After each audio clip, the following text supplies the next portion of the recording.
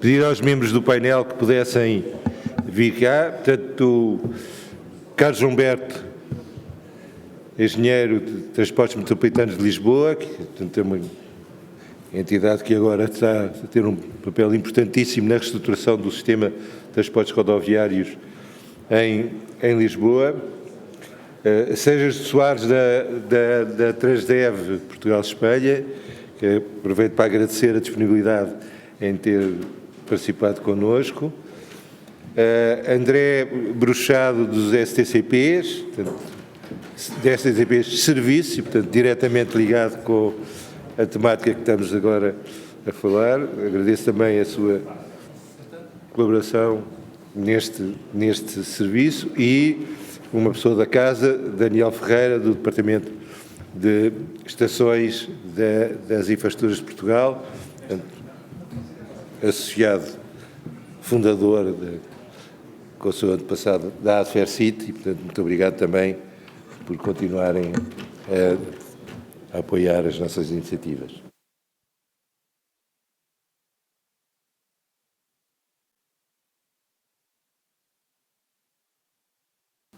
Bom, bem-vindos de volta.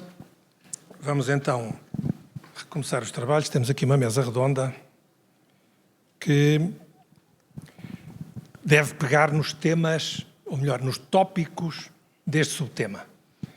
Eu organizei a coisa desta maneira, convidei cada um destes 4 membros da mesa redonda, a quem agradeço a disponibilidade, e não só, e a resposta rapidíssima à minha solicitação, para me indicar 2 tópicos da sua preferência, para podermos falar.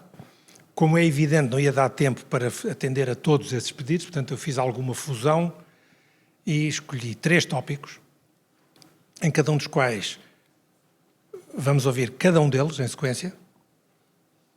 Eu pedi a cada um deles que se pronunciasse sobre 2 questões, sempre as mesmas, sobre cada um dos tópicos.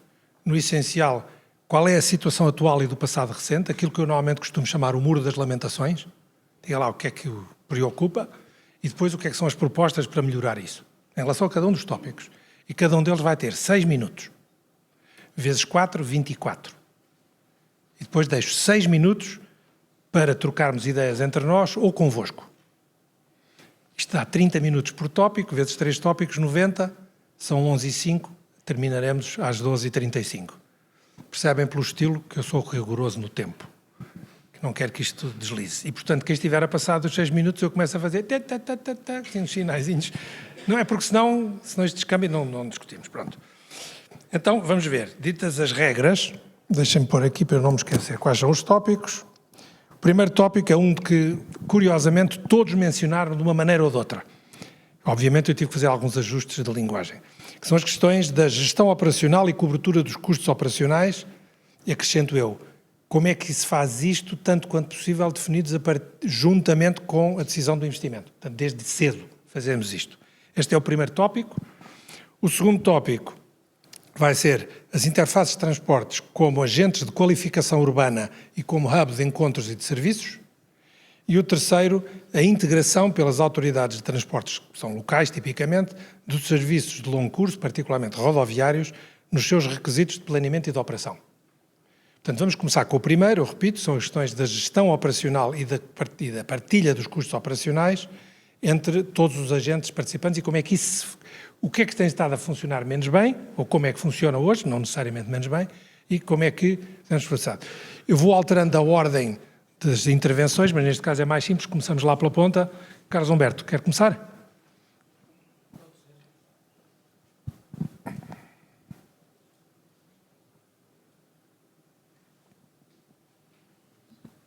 Está? Está. Penso que está. Então, muito obrigado pelo convite, pelo debate, pela possibilidade de refletirmos sobre estas matérias importantes, estou de acordo, importantes para a mobilidade e para a vida urbana.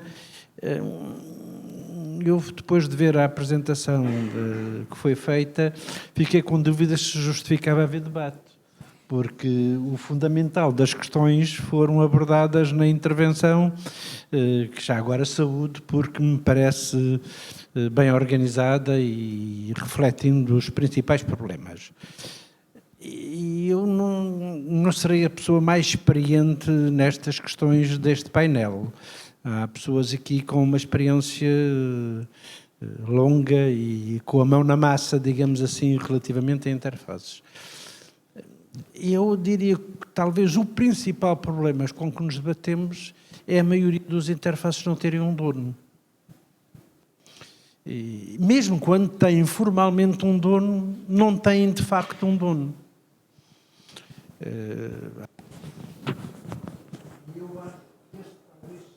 O principal problema, ou um dos problemas. Depois, a necessidade, como foi dito na apresentação anterior, a necessidade de articularmos com muitas entidades para a gestão de algumas interfaces. Ou conversarmos com entidades que nem percebem o papel que têm os interfaces. Eu fui anterior autarca, eleito nas autarquias locais, mas eu sou sincero, eu acho que alguns de nós, eleitos autárquicos, têm o interface, mas não sabem muito bem o que é aquilo. É uma interface, é um sítio onde chegam os meios de transporte. E reage muito perante a pressão, perante os problemas concretos. Portanto, eu diria que este talvez seja o principal problema. Nós temos refletido muito no transporte metropolitano de Lisboa e na área metropolitana de Lisboa sobre esta matéria. Consideramos que é um dos problemas sérios na mobilidade da região metropolitana de Lisboa. Admitimos vir a ter um papel e uma intervenção na gestão dos interfaces. Estamos, em concreto, a trabalhar sobre experiências piloto, eventualmente em 4 interfaces. Um deles, talvez o principal, o mais, é o da Gare do Oriente. Nós admitimos, e quero-vos dizer que temos da parte das entidades que hoje têm ali uma intervenção, cooperação plena. Cooperação plena. Da Câmara de Lisboa, da IP, que saúde já agora, mas depois nós precisamos de ter este entendimento, e temos, e este é o primeiro passo, mas depois precisamos de rematar a baliza e marcar golo. E depois colocam-se os problemas concretos, as questões formais, processuais, financeiras. Por exemplo, não interessa muito aprofundar nenhuma das... É só para ver a complexidade depois com os problemas com que nos debatemos. O terreno onde hoje está o interface da Gare do Oriente tem 2 proprietários, que é a IP e a Câmara de Lisboa. Formalmente não está tratado este problema.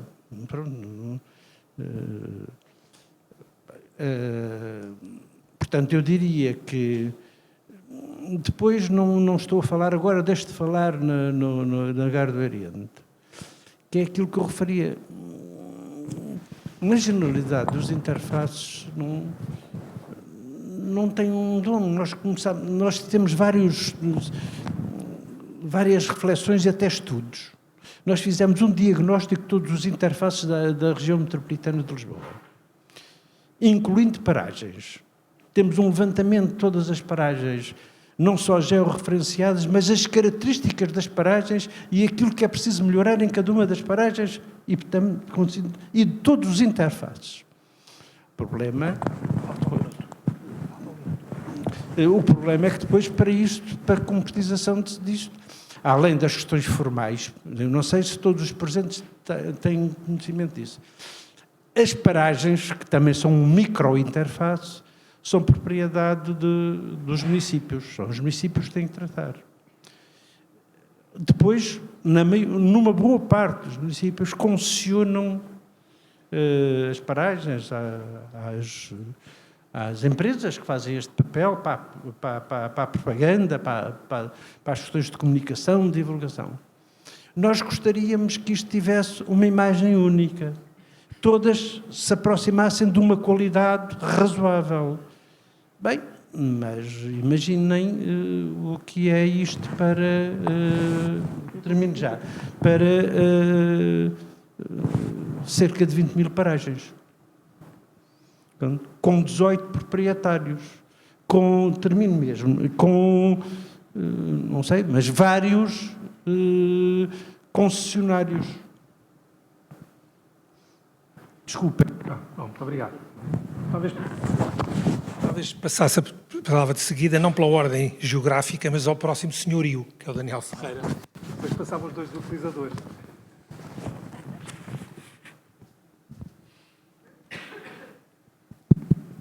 Então, bom dia a todos, muito obrigado pelo convite. Sim, a gestão operacional e a parte dos custos é algo que nos preocupa. E muitas das dificuldades que nós temos resulta de decisões que foram tomadas logo na fase de planeamento e de concepção também. Não falo só da questão de conceber uma infraestrutura adaptada para o ciclo de vida, portanto, terem atenção o OPEX, os custos de manutenção, porque estes custos depois têm que ser repartidos pelas entidades e, em regra, parte das desavenças entre os gestores de infraestruturas começa aqui, na repartição dos custos, mas também no modelo de governação, portanto, nos protocolos, nos acordos, na definição dos perímetros, da repartição de responsabilidades, as componentes de manutenção que são comuns porque não podem ser indissociadas, aquelas que podem ser autonomizadas, portanto, hoje as dificuldades têm muito a ver com esta gestão entre várias entidades. Os interfaces hoje são mais uma soma de componentes de transporte do que propriamente um sistema integrado. Mas nem tudo são más notícias, portanto, as relações, isto evolui no tempo, os gestores e as autoridades de transporte desenvolvem-se também e tomam conta destas situações e tomam disposições, e hoje tem sido feito um trabalho de muito maior proximidade com as autoridades de transporte e com os parceiros. Posso dar um exemplo do projeto do novo edifício de passageiros de Vila Franca de Xira, portanto, no âmbito do projeto de quadruplicação da linha do Norte, que está em curso, e aqui um trabalho de extrema colaboração com a Câmara Municipal que levará à construção de um novo edifício de passageiros que, sob o mesmo teto, terá a componente ferroviária e a componente rodoviária. Portanto, para o passageiro e para a experiência do passageiro, ter esta interface onde aqui sim teremos uma interface integrada, portanto, com a informação ao público nas respectivas salas de espera, portanto, certamente depois com o modelo de gestão que terá que ser partilhado e que terá que ser preparado em paralelo dos projetos de execução, para que no dia em que a estação seja colocada em exploração, que todo este sistema esteja a funcionar. E depois, claramente, a Câmara, que tem um papel muito importante no planeamento urbano e na integração, também com um projeto em paralelo, e isto também é muito importante porque a coordenação espacial e temporal das intervenções das diferentes componentes é muito importante e nem sempre se consegue. Portanto, a IP tem o seu plano, as câmaras e as autarquias têm o outro, o metro também. Portanto, e é um desenvolvimento que muitas vezes não avança a par e obriga quem não tinha previsto a intervir a adaptar-se e encontrar fundos. Posso ser provocatório? E já falaram com os operadores e com a TML? Em relação a? Em relação a esse interface novo.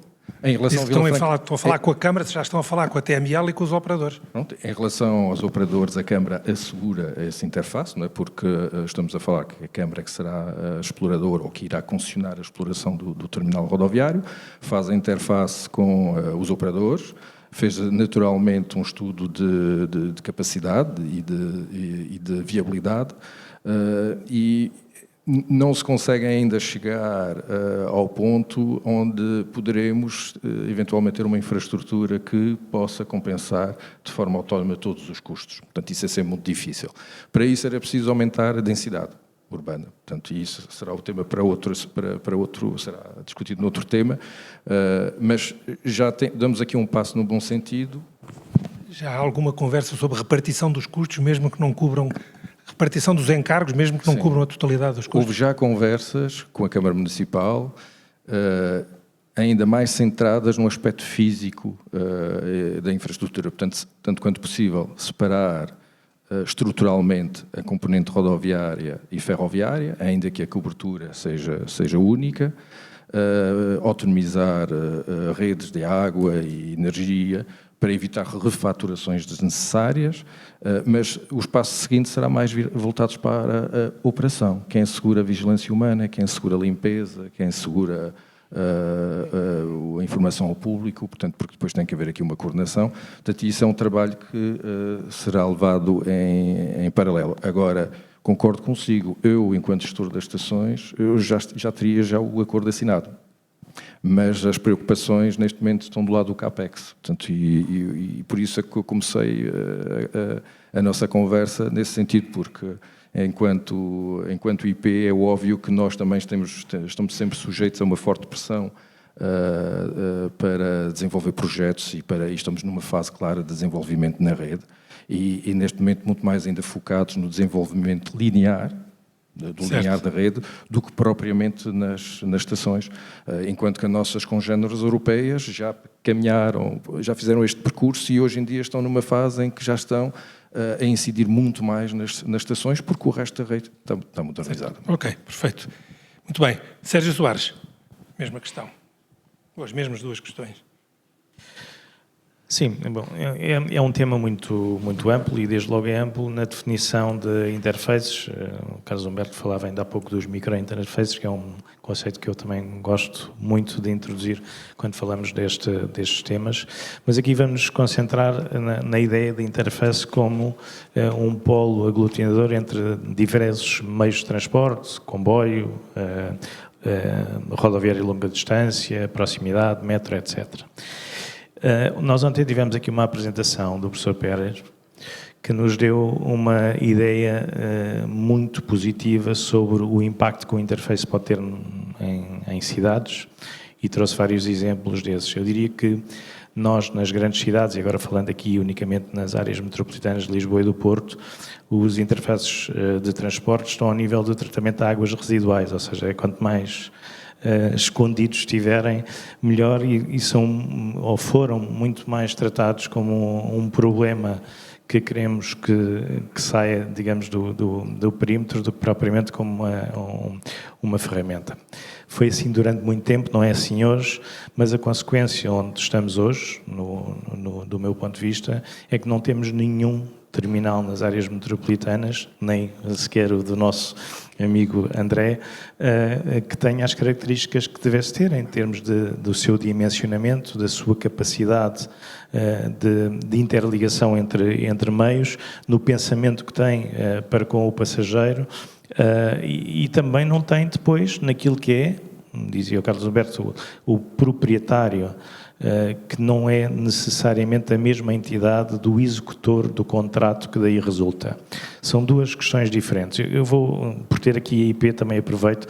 A IP hoje em dia é uma instituição importantíssima no nosso país, sempre foi e é hoje mais, porque há um conjunto de investimentos de milhares de milhões de euros a ser executados.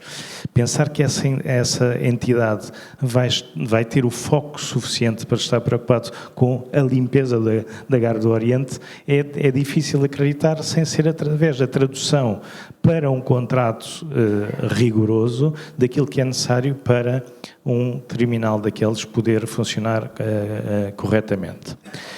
Sobre as questões relacionadas com o tema do financiamento do OPEX, aqui refiro-me só ao OPEX, porque a dimensão do CAPEX é mais complexa para um ator privado poder ter uma opinião definitiva.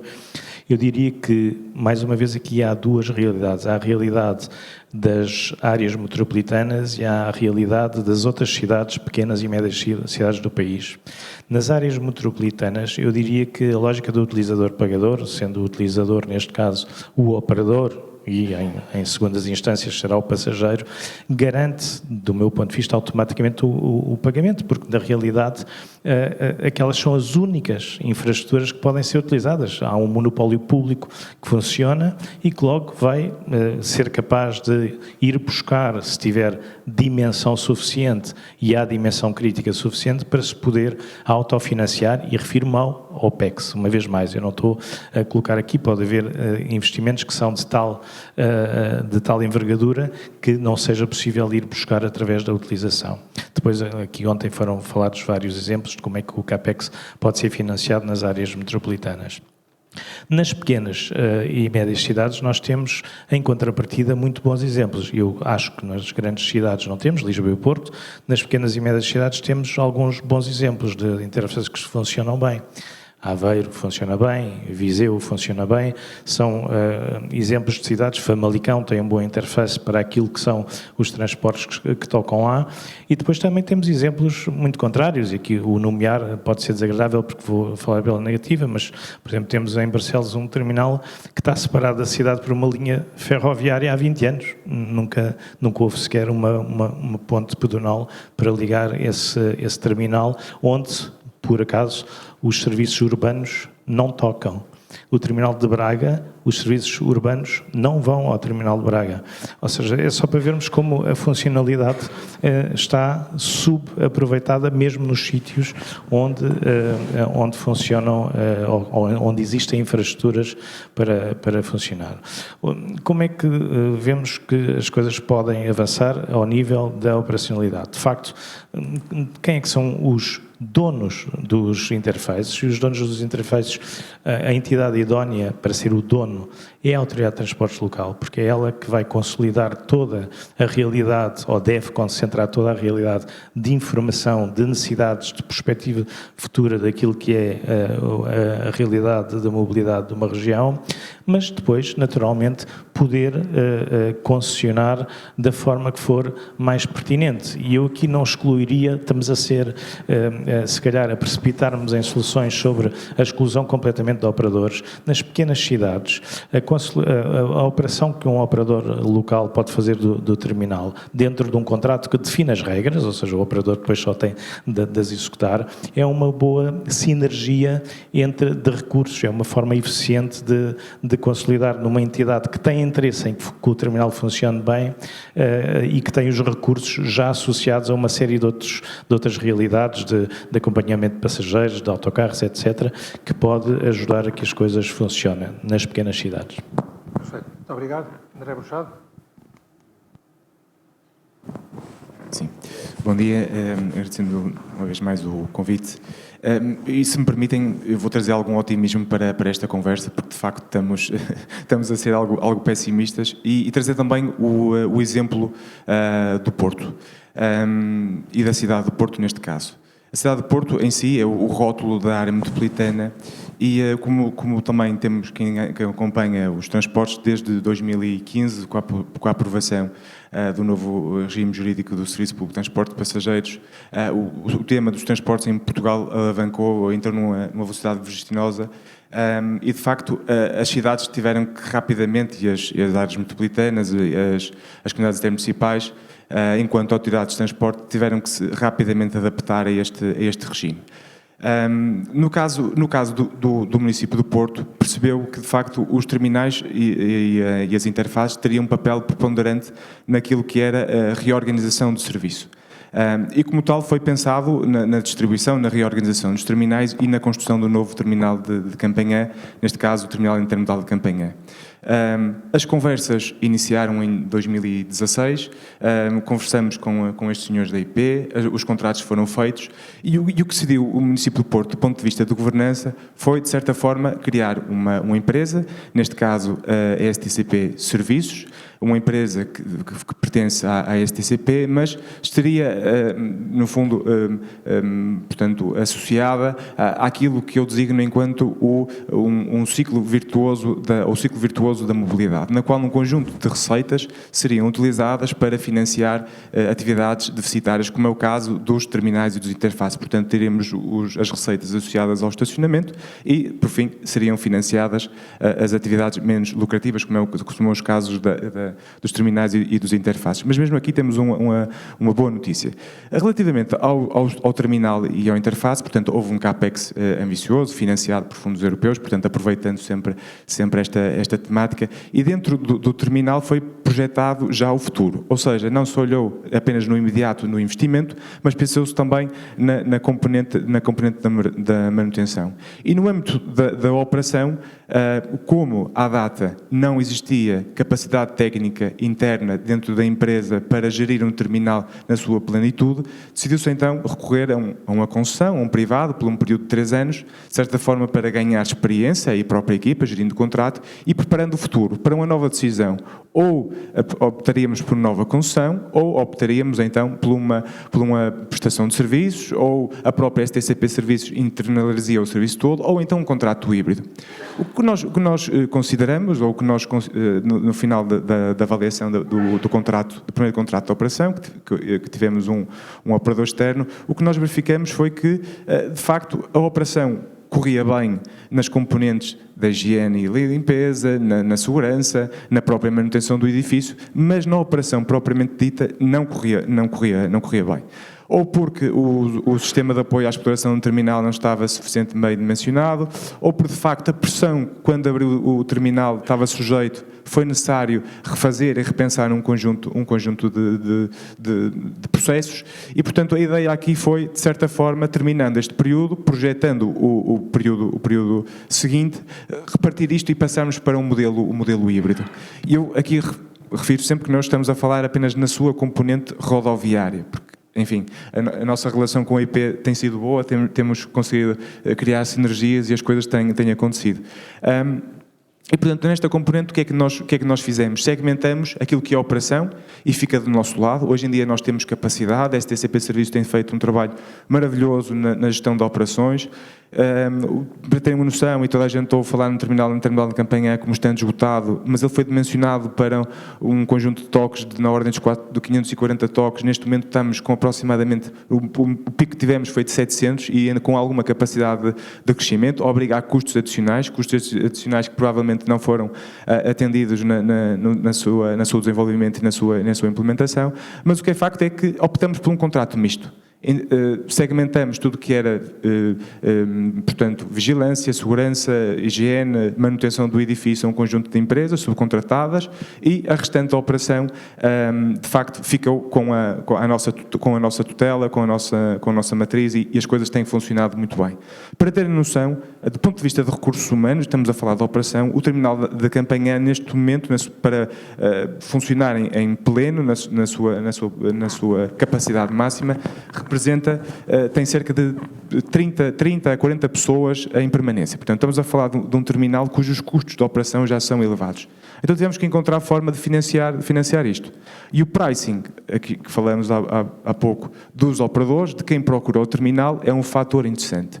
O pricing não serve só para financiar aquilo que é a nossa operação, mas, nestes casos onde a pressão é grande, é importante utilizá-lo como forma de dissuadir a procura de horários ou de picos propriamente ditos. Portanto, para além do pricing, do pricing da utilização do terminal, temos outras componentes, como é o caso da publicidade, como é o caso enfim, de máquinas de venda, multibanco, enfim, um conjunto de contratos, mas neste somatório todo, nós conseguimos, nesta fase, equilibrar o terminal sem prejuízo da STCP Serviços, enquanto empresa que tem um conjunto de atividades rentáveis e outras menos rentáveis, podemos afetar parte desta receita ou parte destes lucros de outras atividades nesta componente. E, portanto, eu julgo que no Porto conseguimos, de certa forma, então, conciliar esta atividade.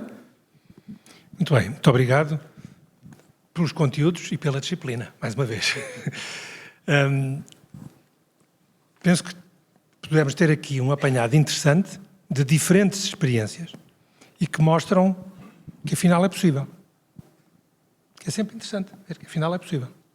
É preciso ter lucidez sobre o que é que se quer. Esta experiência do Porto é muito interessante, no sentido em que começaram a palpar terreno e ver o que é que um operador contratado fora consegue fazer bem. Há partes que ele consegue, há partes que não consegue, mas a gestão das operações passou a ser mais feita na prática pelo concedente, pela STCP Serviços. O Sérgio Soares também falou de uma experiência interessante que é nas cidades pequenas, se calhar o concessionário da gestão do terminal pode ser o mesmo que tem a operação, eu diria uma coisa que ele não disse, que é se tiver o monopólio das operações, porque se for um que tem que gerir o espaço para dois, temos alguns exemplos em que as coisas correm mal, não é, Sérgio? Exatamente. Pronto, falaremos disso mais adiante. Alguma questão desse lado? Se não, vamos passar para o tema seguinte, que é as interfaces como elementos de valorização urbana e hubs de encontros e de serviços públicos de interesse. Uma das questões que foi suscitada por um dos participantes foi onde é que há, por exemplo, lojas do cidadão em interfaces de transportes, que era um caso que parece de facto óbvio. Passa ali tanta gente, se calhar era um sítio bom para ter lojas do cidadão. Eu não conheço nenhum, se calhar há, mas está escondido, não é? Pronto, coisas assim do estilo. Depois, quadras de polícia, há tantas outras coisas. Pronto. Portanto, vamos entrar aqui. Eu agora ia começar pelos que estão mais próximos do terreno. Portanto, neste caso, começava pelo Sérgio Soares e depois pelo André Bruxado e depois passava aos senhorios. Tem aqui a palavra final nesta matéria. Mais uma vez, 6 minutos cada um. Sim, aqui só fazer aqui uma referência precisamente a isso das lojas de cidadão. A loja de cidadão surge como um dos vários serviços que podemos pensar que beneficiam quem passa por uma interface por ser um ponto muito acessível, pronto, e não deixa de ser uma localização com um valor comercial elevado e que assim também ficaria com o valor de uso de serviços públicos associado ainda acrescido. Enfim, é de facto uma realidade. Eu volto ontem e fiquei bastante impactado sobre os exemplos que foram trazidos aqui sobre o interface como transformador também da cidade. Eu vou dar aqui um exemplo, até porque está ali a professora Ana Bastos, que ontem esteve aqui também no palco, para falar sobre Coimbra. Coimbra tem 2 maus pontos de transporte rodoviário de longa distância, onde 2 operadores realizam as suas atividades, e eu julgo que essa realidade é assim porque Coimbra espera saber, e eu sei que ontem foi apresentado aqui o projeto, mas espera saber onde é que pode posicionar o futuro terminal, porque há sempre uma dependência do projeto macro, do projeto de alta velocidade, ao projeto da linha ferroviária, ao projeto do aeroporto, ou seja, há sempre uma condicionante que existe e interrogo-me, e não é a área que domino, portanto não me vou alargar, mas até que ponto não será possível definir mínimos de flexibilidade que permitam os projetos de ir avançando. Ou seja, porque é que Coimbra não há de ter o mínimo suficiente de informação que lhe permita fazer avançar com o seu projeto e não estar dependente de uma outra realidade, fazendo a sua transformação com o seu Metrobus, etc., e os restantes projetos que tem, e é só um exemplo que serve de ilustração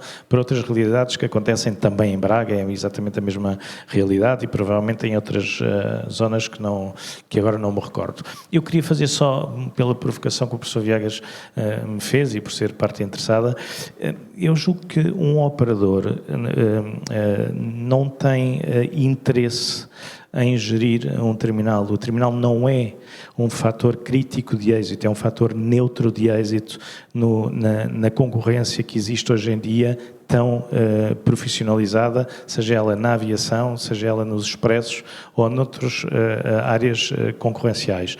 É, aliás, um polo de atenção e de gasto de energias e de recursos que não interessa ao operador ter associado a ele.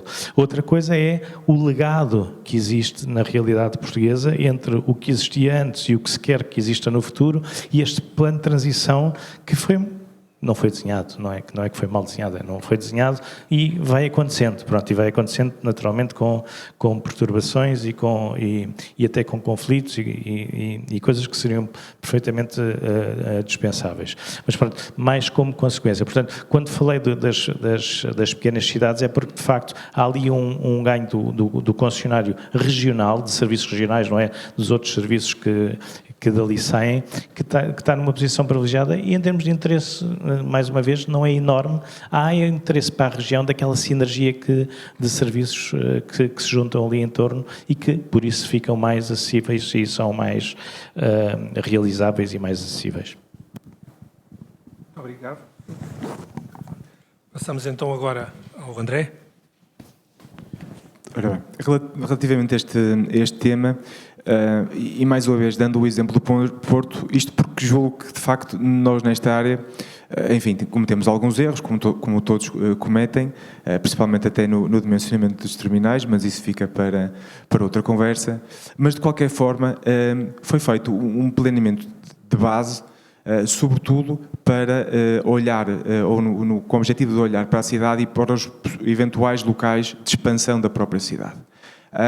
Aquela velha ou velha comparação que muitas das vezes nós fazemos com a cidade de Copenhaga, portanto a cidade dos 5 dedos, onde que efetivamente está orientada para aquilo que é o transporte. No Porto tentou-se compaginar isso com a possibilidade da cidade de crescer e se revitalizar. E no âmbito de Campanhã foi precisamente tentado construir essa solução. Ou seja, naquele exercício de planeamento de terminais e interfaces que falava há pouco, foram definidos um conjunto de terminais de primeira ordem, neste caso a zona de Campanhã, com ferrovia, ligeira, futuramente alta velocidade, interregionais, comboios interregionais, serviços rodoviários interregionais, intermunicipais, urbanos, o próprio longo curso. E no âmbito dessa definição desse local, percebeu-se também que era uma potencial zona de desenvolvimento, da criação do tal hub que nós falamos. E no dimensionamento de um terminal, a inserção urbana, de facto, tem um papel importantíssimo naquilo que pode ser o próprio desempenho da interface, como também na revitalização da cidade. Olhando para o caso do Porto, hoje em dia nós temos um problema nas acessibilidades ao terminal intermodal de Campanhã. Não tem a capacidade, as vias adjacentes, não tem a capacidade de débito que nós desejaríamos. Muito provavelmente no futuro, com a construção de alta velocidade, vamos tentar emendar este erro, que no fundo é o que existe, como também, eventualmente, poderemos estar, ou já lançamos esse projeto, de governação de terminais e de interface e perceber que tipo de serviços é que podem tocar lá e o que é que nós podemos até revitalizar outros locais da cidade com a construção de um novo eventual terminal ou de novas centralidades. E a propósito disso, olhando para Campanhã, quem conhecia a zona há relativamente alguns anos, tinha um campo, a própria saída da BCI era algo que não era, de certa forma, associada à visão que a cidade queria ter, e então, pela lógica da questão arquitetónica associada ao terminal, de facto, aquela zona ficou revitalizada, ficou com um novo ar e abriu-se uma nova porta da cidade. Mas saindo da lógica do Porto e indo para locais europeus ou para cidades europeias, eu tive a oportunidade de visitar, há cerca de 2 anos, uma cidade que apostou na saúde das pessoas que moravam e apoiou-se muito no investimento nos interfaces para revitalizar parte da cidade e, de certa forma, criar novas centralidades e a própria Câmara, no final do dia, ganhar um novo local de trabalho. E eu estou a falar da cidade do Utrecht, que de facto tem um terminal maravilhoso, onde estão integrados todos os modos, tem a acessibilidade no âmbito da ciclovia, que é fantástica, foi construída uma tal torre que permite a verticalidade e os acessos rápidos para quem chega à cidade para trabalhar ou no município ou num conjunto de startups, empresas ou viveiros de empresas que estão associadas a esse edifício. E com estes 2 exemplos, e terminando, julgo que conseguimos ter a certeza de que, de facto, a regeneração urbana, apoiada nestes grandes investimentos que nós estamos a ter recentemente, aliás, estão preparados pacotes financeiros no âmbito dos transportes, desde logo melhoria de alta velocidade, como também no âmbito das próprias cidades e do âmbito dos programas europeus. E, portanto, terminando, de facto, é importante tentar compaginar estes dois tópicos, quer por um lado a necessidade de termos num terminal o nó em si, o nó físico, o nó de rebatimento, o nó onde as pessoas, de facto, podem tomar uma ou outra linha, fazer desembarques, mas também ter o lugar humanizado, que hoje em dia muito se fala sobre cidades, o local onde nós podemos ter experiências, onde nós podemos trabalhar e as viagens pendulares que nós todos fazemos, podemos, de certa forma, evitar a utilização do transporte individual e, deste modo, trabalharmos todos para a mobilidade sustentável. E com isto termino. Muito obrigado. Vamos passar então agora aos senhorios. É que eu queria acrescentar uma provocação, que é... Sim, para si, para o Carlos Alberto, mas pode começar, o Carlos Alberto pode começar por aqui, que é a seguinte: para termos estas valências todas no espaço da interface, vamos ter que aumentar o CAPEX, que ele vai precisar de mais metros quadrados. Como é que se consegue resolver esse problema mobilizando as vontades e as capacidades de quem vai investir para meter lá metros quadrados que afinal não são de transportes? Quais são os argumentos e os instrumentos que nos parece que são necessários para que isso seja possível? Portanto, sempre na lógica estamos a falar de hub de serviços, portanto ter um conjunto de serviços adicional na interface. Para metros quadrados. É óbvio. Pronto, por acaso até tenho um bom exemplo para responder à sua provocação, que são os planos de urbanização e planos pormenores das estações de Campanhã, de Gaia Santo Ovídio e de Coimbra, porque conseguimos, nós, IP, justificar a integração no programa dessas estações de áreas de escritórios, portanto, e em altura. E isso é muito importante porque permitirá logo, no ano de entrada em serviço da estação, poder colocar no mercado áreas de escritórios, o que significa mobilização de empresas, mobilização de pessoas, o que significa também mais vida na estação e mais vida nos bairros, e logo ali uma massa crítica que irá alavancar o desenvolvimento à volta da estação. Portanto, os nossos colegas franceses, num estudo que fizeram sobre a construção da rede de alta velocidade, chegaram à conclusão que, e isso também foi mostrado ontem, que por cada euro investido na estação, investia-se em média 7 euros na envolvente da estação, quer seja pelo Estado, pela região, pelas autarquias, por privados. Mas que a disparidade entre o mínimo e o máximo era muito grande, ia de 1 a 33. Portanto, sendo que 33 foi uma área de desenvolvimento e de expansão da cidade, e 1 foi numa zona onde a cidade estava consolidada e pouco foi feito para alavancar o desenvolvimento. Portanto, essa é uma forma de fazer, mas confesso que o caso das parcerias público-privadas, este projeto de alta velocidade, é relativamente raro. Portanto, já tivemos no passado com o Centro Empresarial de Campanhã, com o Centro Empresarial de Braga, mas é uma boa prática.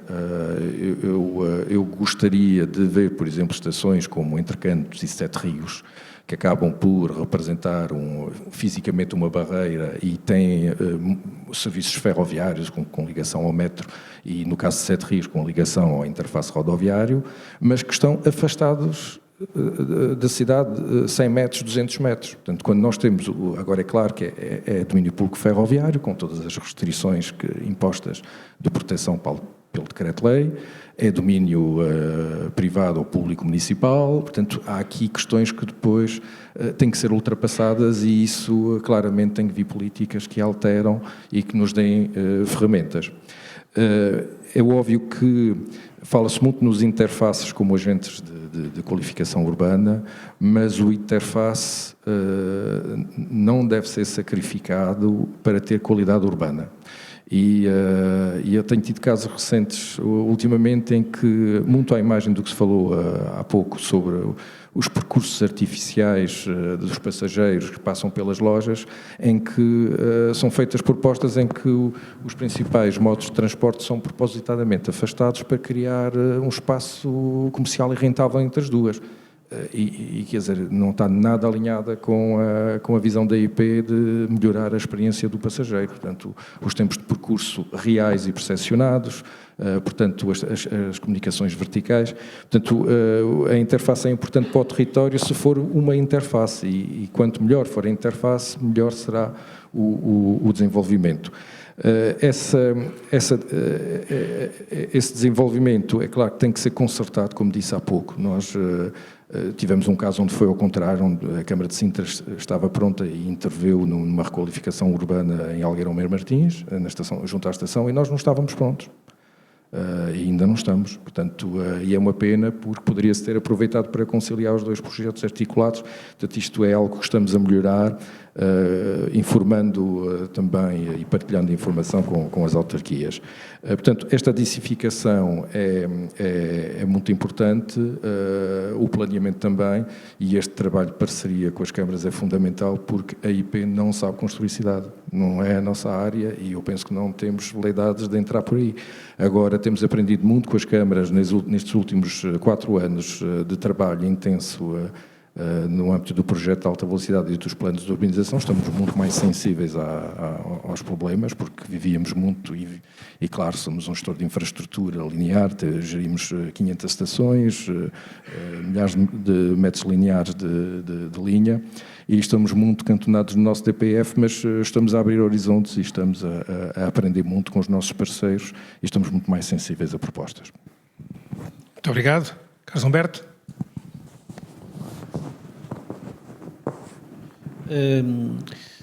É preciso, na minha opinião, não termos ilusões nestas matérias. A complexidade que aqui já partilhamos é a que é, e a maioria dos terminais têm décadas e responderam a uma situação concreta. A mobilidade tornou-se mais complexa, mais multimodal, hoje intervém na mobilidade matérias e temáticas que não tinham, aqui há uns anos não havia esta reflexão, não tinha sido pensado, e portanto nós temos uma realidade que precisamos de alterar. E esse é o caminho que é indispensável fazer, não tenho dúvidas.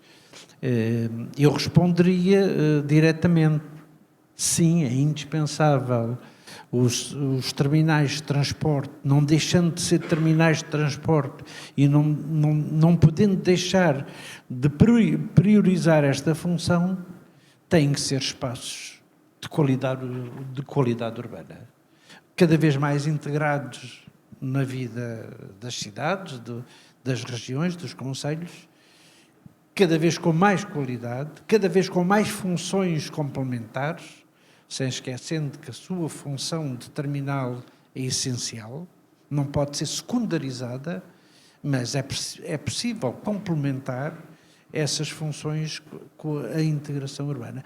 Os terminais, na maior parte dos concelhos, são centralidades. Há sítios que assim não é, mas na generalidade são centralidades. Com milhares. Só a Carris Metropolitana, num dos terminais de Lisboa, tem mais de 500 mil passageiros mês. Só a Carris Metropolitana, se somarmos os outros transportes rodoviários e as outras funções do terminal que eu estou a falar, são de certeza muitos milhares. E, portanto, ele tem que ser visto como uma centralidade. E alguns são. Ou melhor, eu diria que são quase todos centralidades. Alguns são tratados como centralidades. Outros nem tanto. Mas é o que aqui foi dito. Portanto, é preciso fazer o caminho. A questão do financiamento, sim, o investimento inicial. Tem que se prever, quando se constrói um terminal, que outras funções ela pode lá ter. Que sejam compatíveis do ponto de vista da segurança, naturalmente que essa é uma prioridade, do ponto de vista da funcionalidade, porque como aqui se disse, hoje os terminais têm que ser acessíveis, hoje os terminais têm que ter, não podem deixar de pensar nos TVDEs, ou nos táxis, hoje os terminais não podem deixar de pensar das pessoas com... Por exemplo, nós fizemos um estudo, um piloto para o terminal do Oriente, que é para as pessoas invisuais. Aquilo que o professor Viegas aqui falou na sua intervenção inicial. Mas, sinceramente, nós estamos com um conjunto diferente de exigências que não estamos a conseguir responder. Eu costumo dizer lá no sítio onde trabalho que estamos a dar passos maior que as pernas. E é o sentimento que eu tenho. Porque são as questões tecnológicas, são as questões de informação em tempo real, são as pessoas com mobilidade reduzida, são os terminais, são o aumento da oferta, são a compatibilização dos vários modos de transporte. Digamos, são uma dimensão, são as questões da comunicação que hoje têm uma importância essencial na mobilidade. Não é? E, portanto, sim, eu sou sincero, sem conhecimento. Nós não temos experiência nenhuma de gestão de nenhum terminal, como eu disse. Não sei se as receitas cobrirão as despesas na maior parte dos terminais. Interrogo-me. E, portanto, onde é que vamos buscar o dinheiro? Para comprar os melões é preciso ter dinheiro. E hoje é um problema, digamos, o Estado hoje investe, pelo menos na região metropolitana de Lisboa, muitos milhões de euros no transporte e no financiamento do sistema de transporte. Podemos exigir mais ao Estado? Interrogo-me. Como é que respondemos? Mas a mobilidade é um direito, é essencial para a vida económica, social. Os terminais são muito importantes na questão da mobilidade, como aqui referimos. Como é que respondemos a isso? Não, terminei. Pronto. Muito obrigado. Esta é uma questão certamente difícil, até um aspecto que o Carlos Humberto falou, pela longevidade destas infraestruturas, que foram instaladas e concebidas e construídas quando tínhamos outras quantidades de passageiros e outros tipos de expectativas e exigências desses mesmos passageiros. Mas é nesse aspecto, ou essa dificuldade, não é única das interfaces. As cidades têm muitas vezes estas mesmas dificuldades, com a longevidade de todas as infraestruturas, que se torna mais crítica a capacidade de cooperação. Deixem-me dar um exemplo de um terminal que era para deixar de ter sido e acabou por ter que ser, que é o do Arieiro, da Carris Metropolitana, e onde, na prática, hoje, é um terminal de postaletes na rua. Não há nenhuma cobertura, não há nada, os autocarros estão ali em segunda e em terceira fila, portanto é uma solução entre o arremendado e o atamancado, não sei qual é o verbo mais adequado. E eu percebo que dentro daquilo que a TML pode fazer, é muito difícil fazer melhor. E louvo a capacidade que houve de ouvir os protestos dos clientes quando se diz fica tudo em 7 rios. E reabrir aquilo mesmo a funcionar mal. Agora, não deixa de ser interessante ver que por trás desses postaletes está um edifício que, se não é abandonado, é quase. E em que, se calhar, o poder municipal deveria aqui ser chamado a colaborar, a dizer como é que a gente resolve este problema, como é que a gente faz isto bem. Porque não é um edifício que esteja em funcionamento puxante. Tem lá, assim, umas coisinhas. Os edifícios, os pisos de cima parecem-me que estão devolutos. Portanto, devia ser possível fazer qual? Eu não tenho a solução. Pronto, mas para, eu não sei se é para mudar, se é um edifício para mudar ou se é dar a volta àquele edifício. A minha sensação é que o sítio é bom, porque reparem, aquele sítio fica mesmo à bica da estação do metro e por causa da extensão que acabam por ter o serviço dos autocarros, muito próximo de uma das entradas da estação do Roma Alheiro da linha de cintura. Portanto, a localização é boa e foi por isso que os passageiros exigiram que ela se mantivesse. Tirar aquilo daquele sítio para outro é capaz de ser mais difícil do que dar a volta ao edifício. Eu não tenho a solução, não conheço os detalhes, mas é só chamar a atenção para que, neste caso, não se trata de um edifício que envelheceu, o edifício da interface é um edifício que não existe e que se podia aproveitar. Mas pronto, só deixo aqui a provocação. Estamos na hora de passar ao terceiro tema, que é o de como é que podemos garantir que as autoridades de transporte, que são sobretudo de âmbito local, atendem bem às solicitações dos operadores e dos passageiros do transporte rodoviário de longo curso. E neste caso eu começava pelo Sérgio Soares.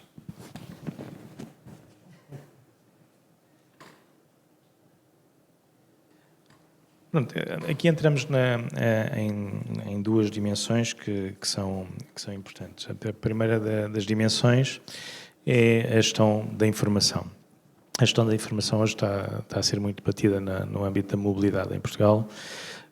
O professor Viegas, na sua apresentação, indicou o caminho, a abertura dos dados, ou seja, abram-se os dados, porque o que está a acontecer é uma coisa aflitiva para um ator do setor, como é a nossa empresa. Assistimos em cada autoridade a inventar a roda, ou seja, cada um está a fazer o seu caminho e de uma forma que é tudo menos standardizada. Uma decisão que seria uma decisão provavelmente muito pouco, enfim, algo polémica, mas que faria sentido, era pegar num sistema que funciona e provavelmente não. Absolutamente a TML leva uma liderança muito grande neste tópico e simplesmente utilizar-se aquilo que são os estándares da TML para todo o país. E para todos os países e para todos os operadores. Provavelmente a minha opinião não é unânime naquilo que diz respeito aos operadores, mas eu julgo que nós, nesta fase da maturidade do nosso mercado, somos contribuintes para a consolidação de uma realidade de conhecimento no que diz respeito à informação e à data, não é? Ou seja, aos dados propriamente ditos. Haverá uma segunda fase de maturidade em que, nesta relação de competências entre as autoridades competentes e conhecedoras, podem lançar desafios para a comunidade das empresas em que elas apresentem soluções para realidades complexas. Nós estamos aí, vão passar, se calhar, pelo menos mais uma década até lá chegar, mas na etapa atual era importante essa abertura da informação. Pronto, com a abertura dessa informação vem depois aquilo que é a gestão destes espaços a servir as pessoas, não é? E a servir as pessoas é que haja um sincronismo entre os momentos em que se chega e os momentos em que se parte, provavelmente. Haja um sincronismo nos cálculos que fazemos entre uma adequação, melhor dizendo, entre aquilo que é os tempos de espera e as condições que eu tenho de espera. Hajam também uma certa relação entre o débito que eu sei que vai existir num determinado fluxo, sobretudo nas grandes cidades, e aquilo que é a necessidade depois de suprir esse fluxo com a oferta. Os operadores privados em mercados liberalizados vão fazer isso muito rapidamente, mas aquilo que são o serviço desenhado tem de ter acesso e tem de saber tratar esta informação. Eu centro muito na informação porque assumo que nos outros dois pontos nós já tratámos da gestão e das coisas depois fluírem e terem o apoio necessário no terreno, a informação ao público, etc. Pronto, não vamos repetir aqui o que já dissemos sobre a fragilidade destes temas na realidade atual. Eu deixo uma última nota sobre dois aspectos de eficiência. Nós falámos aqui felizmente muito do passageiro e da importância e do serviço público que representa o interface, mas o interface tem também pensar na eficiência de recursos, porque se o terminal da Campanhã funcionar muito bem como infraestrutura, mas se o ecossistema de circulação à volta tiver constrangimentos que faz com que em hora de ponta demoremos 20 minutos até chegar lá para percorrer 2 km, simplesmente estamos a induzir no próprio terminal uma falta de eficácia e certamente também para a própria operação, e estes custos são enormes e estão escondidos, ninguém os vai ver em lado nenhum de uma forma explícita, mas eles estão lá. Portanto, esta lógica de pensar também na eficácia das coisas, na fluidez com que tudo tem de funcionar é muito, muito importante. E eu, uma vez que devo ter um minutozinho suficiente para falar daquilo que dizia no início sobre os micro-interfaces, que são, agora vou dar um salto muito grande e isto quase que perturba aqui a lógica, mas nos territórios de baixa densidade, a existência de pequenos hubs de consolidação de pessoas que vêm de pequenas aldeias para pouco mais de pequenas aldeias, para grandes aldeias, mas que possibilitariam, a partir desses serviços regulares, com uma muito maior oferta e disponibilidade às pessoas, seria uma aportação de soluções para essas pessoas muito maior do que o transporte flexível, que às vezes se apresenta como uma bala de prata, mas que na realidade é simplesmente um retirar de peso na consciência do decisor. Muito obrigado. Carlos Humberto, perdão.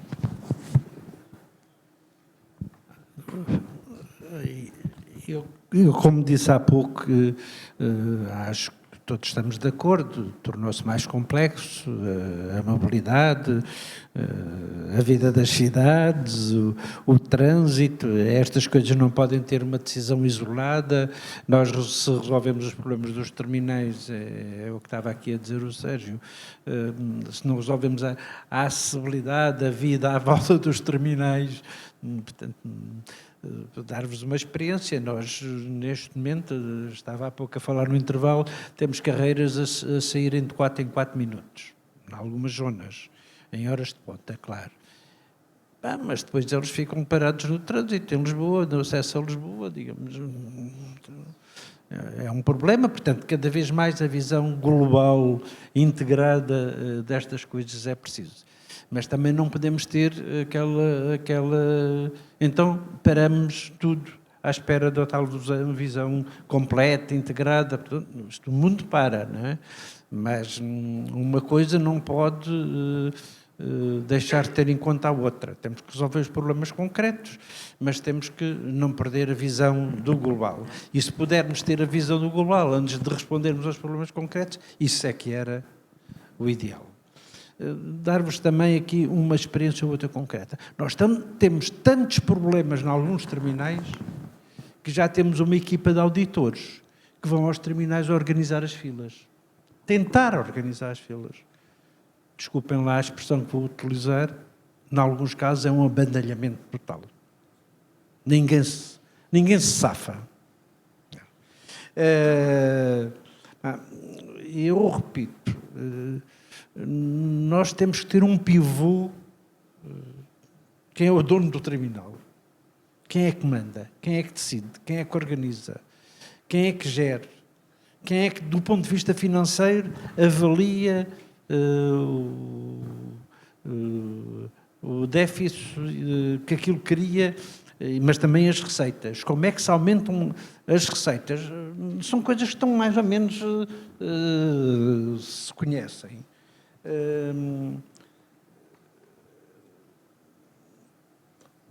Depois, a propósito de uma coisa que também quem me antecedeu aqui referiu, nós temos um conceito na área, na Transportes Metropolitanos de Lisboa, que eu acho que é um conceito excelente. Não sei se o conseguimos manter por muito tempo, não é?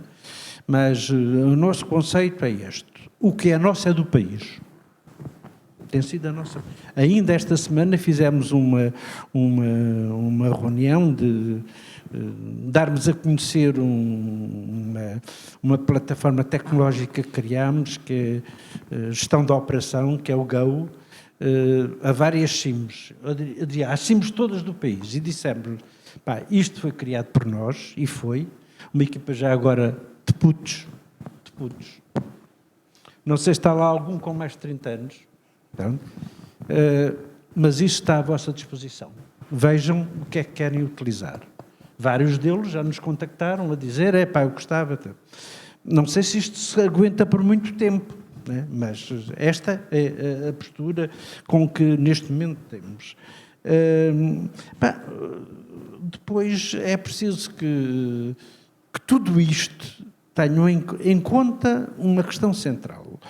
Nós só existimos, não é para sermos os melhores do mundo, nem para se dizer que somos muito perfeitos. Nós só existimos porque há pessoas que necessitam de mobilidade e de transportes. E isto nunca pode ser esquecido, mas também não pode ser esquecido outro aspecto, que é, a propósito dos terminais, mas de tudo, que é que isto não se faz sem os operadores e sem as autoridades. E, portanto, não tenhamos ilusões. Podemos ter a capacidade de decisão toda, podemos ter a verba toda, mas temos de ter a cooperação, digamos, primeiro servir as pessoas, depois, para servir as pessoas, precisamos ter operadores, e depois, indispensável, eu sublinho isso como muito importante, estamos a falar em interfaces, os interfaces são polos de aglutinação de vida urbana e são polos que têm que ter qualidade do ponto de vista urbano e têm que ajudar a cidade e a vida. Pronto, não queria ir muito mais longe do que dizer, é difícil, vamos ao caminho. Obrigado. Vou passar a palavra de seguida ao Daniel Ferreira, com o pedido de escusas, vou ter que me ausentar durante os minutos, mas eu volto antes dos 6 minutos dele. Em relação a esta questão, a posição da IP é que é um serviço que faz todo sentido integrar os interfaces e nós vemos o serviço rodoviário de longo curso como complementar ao ferroviário e que tem crescido bastante, tem-se desenvolvido e nós temos visto essa evolução nomeadamente na Estação do Oriente e no terminal rodoviário, e conscientes também dessa realidade, podemos estar satisfeitos por saber que haverá terminais rodoviários em interface com as estações de alta velocidade do Porto de Lisboa. Portanto, o Oriente já tem, Aveiro já, portanto, tem uma interface também rodoviária, mas Leiria, uma estação nova com previsão também de incluir um terminal rodoviário, Coimbra, Gaia e Campanhã, que já dispõe do TIC. Hoje a dificuldade tem a ver com a capacidade desses terminais, pelo menos do existente do Oriente, que nós conhecemos melhor. E com a ausência de estacionamento para alguns operadores. Portanto, hoje, tanto o terminal como parques de estacionamento adjacentes, como arruamentos, são por vezes abusivamente ocupados por operadores e é óbvio que se uma componente de transportes numa interface não tem capacidade e não funciona bem, tem impacto sobre as outras componentes. Portanto, aqui tem impacto sobre os acessos rodoviários, tem impacto sobre a experiência do passageiro por ver uma coletânea de autocarros paradas nas alas, e isto, para se resolver, é óbvio que tem que ser dadas condições aos operadores para poder estacionar os seus veículos e para poder operar com tempos de espera, com estacionamentos de espera, com estacionamentos de longa duração. E isso, portanto, obriga também aqui a alguma concertação e coordenação entre entidades e também obriga a uma reflexão, porque os terminais são dimensionados com base em previsões e é óbvio, tal como as estações ferroviárias, tal como as estações de metro, têm um limite de capacidade e um limite físico. Portanto, a dada altura não se consegue construir terminais em altura. Portanto, e o que quer dizer que a opção poderá ser por construir novos interfaces, portanto, porque chegada a esgotar a capacidade, não vejo outra alternativa. Portanto, e aqui no Oriente o limite de espaço é o que é, portanto não vejo muita margem de manobra. Nós temos as mesmas dificuldades nas estações. Portanto, as estações são infraestruturas físicas, algumas construídas há décadas, e que não antecipavam o acréscimo do número de passageiros que se tem verificado nos últimos anos, por exemplo. É por isso que também nos projetos de novas estações, os nossos cadernos de encargos integram conceitos de modularidade, conceitos de viabilidade de expansão, portanto, ao nível das primeiras fases de estudo prévio, são estudadas ampliações, portanto, a viabilidade, né? Portanto, para permitir conferir uma certa flexibilidade à infraestrutura. Outra questão também no serviço de longo curso que é importante tem a ver com a informação pública, já foi aqui referido. Portanto, nós historicamente na IP temos sempre muita dificuldade na partilha da informação dos horários, não porque não o queiramos, mas é porque os sistemas são extremamente pouco preparados para partilha. Mas felizmente temos um projeto em curso de renovação completa do sistema de informação pública e do software que terminará este ano ou no início do próximo ano, e a partir daí a partilha da informação será muito mais fácil, portanto, e essa informação, juntamente com a informação do metro, do rodoviário, portanto, partilhar essa informação é muito importante. No terminal do Oriente estamos a trabalhar também com os operadores e com a TML para colocar monitores de partido na interface das componentes ferroviárias e rodoviárias para permitir o passageiro ter essa informação e também para saber para que plataforma se deslocar, não é? Porque hoje temos alguns problemas de segurança com as pessoas que não utilizam nem a passagem superior nem a passagem inferior do terminal, que atravessam as plataformas e as faixas de rodagem dos autocarros, e é preciso ter noção que o serviço de longo curso tem passageiros que muitas vezes trazem malas, trazem bens, que têm que os transportar. Portanto, o projeto de ampliação vai tentar também introduzir melhorias ao nível da segurança, algumas barreiras visuais para também levar as pessoas porque a percepção das pessoas é que o trajeto mais curto é o de atravessar ao nível do piso zero. Portanto, apesar de ter... Portanto, vamos, no projeto de ampliação, colocar escadas mecânicas para facilitar a deslocação das pessoas para os níveis inferiores. Vamos ter que colocar barreiras físicas, porque não podemos continuar nesta situação em que as pessoas atravessam livremente, às vezes com malas, às vezes com carrinhos de bebés. É aflitivo. Portanto, é uma infraestrutura que se consegue adaptar em termos de segurança, mas em termos de capacidade, volto a dizer, tem os seus limites. Portanto, eu diria que a integração do serviço rodoviário de longo curso é muito bem-vinda nos interfaces, é desejável, até porque a ferrovia não chega, a ferrovia longo curso não chega a todo lado, em alguns casos nem há, por exemplo, Sete Rios temos só suburbanos, portanto há uma boa complementaridade, mas chegado ao fim da capacidade é preciso pensar em novas interfaces. Muito obrigado. Vamos terminar com o André Puxado. Sim, fico com esta honra então de terminar a sessão. Estava a ouvir, entretanto, a intervenção anterior e, de facto, as autoridades de transportes lançaram isto, ainda respondendo ou sublinhando o que anteriormente foi dito.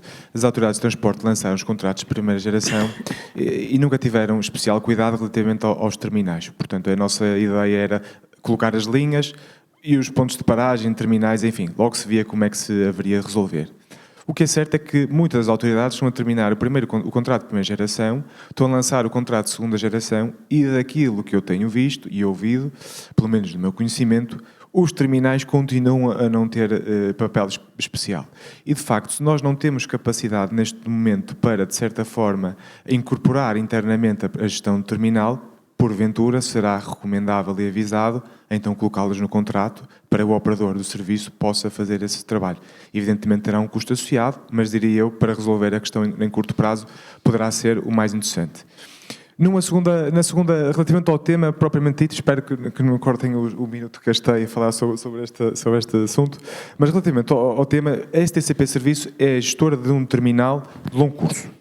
Temos muita experiência na gestão de terminal de longo curso e eu dividiria a minha intervenção entre duas dimensões. A primeira dimensão, a dimensão da capacidade. O processo de liberalização dos transportes de longo curso, de facto, introduziu novos operadores de transporte em Portugal, uma maior pressão junto das gestoras do Interface. Enfim, toda a gente conhece a história da Flixbus e Rede Expressos, é de conhecimento de todos, mas, de facto, a capacidade associada aos terminais tem duas vertentes, uma vertente estática e uma vertente dinâmica.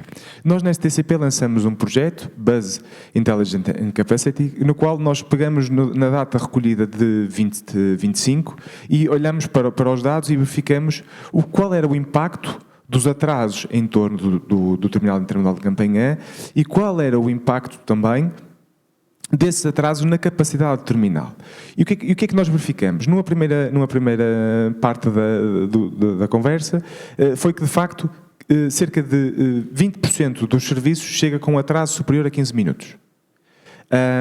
O que depois tem um impacto também naquilo que é a capacidade do terminal, porque aquele slot que está reservado para determinado veículo terá que prolongar-se ao longo do tempo e, de facto, tem implicações até na própria atribuição do cais que nós fazemos do ponto de vista automático e dinâmica que chega ao terminal. E, neste caso, enfim, temos tido algumas dificuldades, até com a própria legislação que está definida. Quem conhece o tema sabe que um operador que quer operar uma linha tem que pedir autorização a cada um dos conjuntos dos interfaces, enfim, constrói toda a documentação, entrega ao IMT, o IMT, por sua vez, pede um parecer prévio não vinculativo às autoridades de transporte, que muitas das vezes é uma linha só com horário e não tem implicações financeiras, o operador para passar 2 semanas está a alterar e a colocar mais horários e, por fim, eventualmente pode ter impacto financeiro e, no fundo, que distorce a realidade e a sobreposição que existe muitas vezes do serviço de longo curso com o serviço intermodal. E, portanto, também temos que ter em atenção para, de facto, não haver redundância nos principais corredores e naquilo que, de certa forma, gera receita para que as autoridades de transporte possam remunerar os operadores e remunerar os gestores de interface. Numa segunda dimensão da legislação, diz respeito à própria, neste caso, ainda relativamente à capacidade, nós também temos que perceber uma coisa, que as cidades têm uma capacidade máxima. Ela é elástica, mas não é finita.